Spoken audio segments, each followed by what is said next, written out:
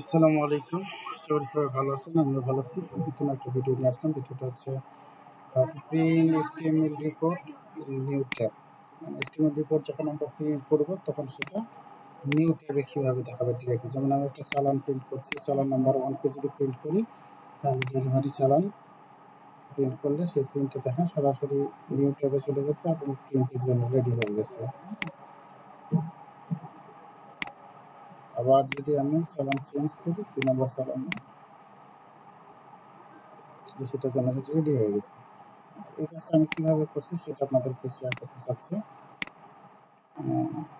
শুরুতেই যদি যাই, এখানে আমি কি করছি, এই চালান নাম্বার যেখানে প্রিন্ট করছি প্রিন্ট বাটনে জাস্ট আমার এই ইউআরএলটাকে কল করছি। একটা অ্যাপ্লিকেশন প্রসেস, এই প্রসেসটার নাম হচ্ছে ডাইনামিক ডেলিভারি চালান। এই ডেলিভারি চালানকে আমি কল করছি।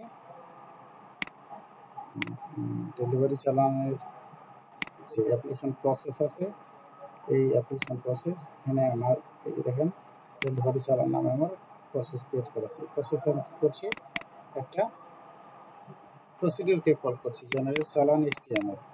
আচ্ছা, এই জেনারেট চালান HTMLটাকে আমি যদি এখানে জেনারেট চালান HTML, এখানে জাস্ট আমি ওই PLSQL কন্টেন্টের যে কোড লিখতে হয় সেই কোডটাই লিখে দিচ্ছি।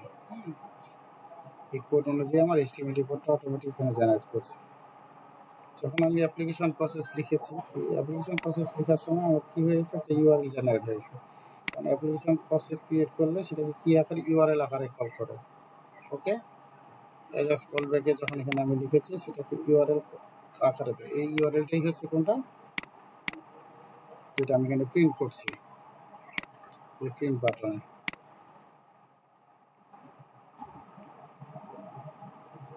প্রিন্ট বাটনে যখন চাচ্ছি সেটা কিন্তু আমার একটা, আর এখানে জাস্ট এই আইটেমটাকে সাবমিট করার জন্য করে এটাকে আমি কী করছি, এই যে কল করছি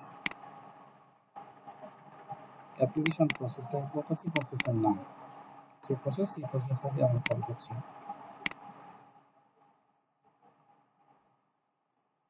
ঠিক আছে, আশা করি এখানে একইভাবে করা আছে।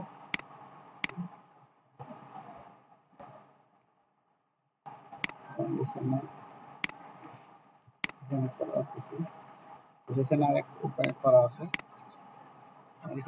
এখানেও প্রিন্ট করতে পারেন।